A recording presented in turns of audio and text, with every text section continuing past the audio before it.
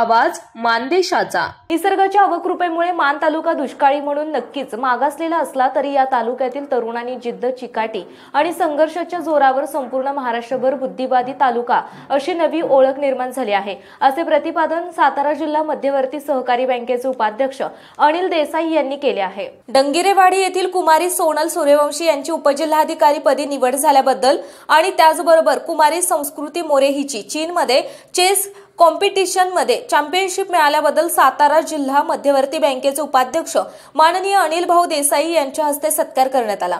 त्यावेळी ते बोलत होते। यावेळी डंगिरेवाडी येथील ग्रामस्थ मोठ्या संख्येने उपस्थित होते। अनिल देसाई पुढे बोलताना म्हणाले, एमपीएससीच्या राज्यसेवा परीक्षा 2022 चा नुकताच निकाल जाहीर झाला आहे।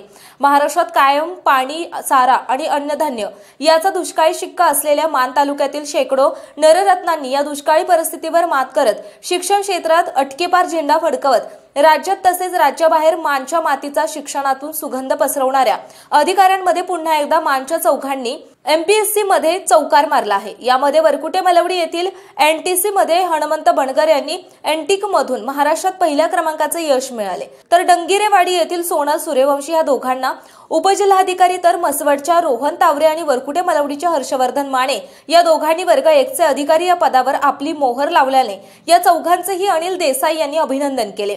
मान चौफेर न्यूज संपादक बापूसाहेब मिसाळ, वरकुटे मलवडी। आपल्या जिल्ह्यातील तालुक्यातील लेटेस्ट बातम्या पाहण्यासाठी आजच मान चौफेर न्यूज चॅनलला YouTube वर सबस्क्राइब करा आणि बेल आयकॉन प्रेस करा।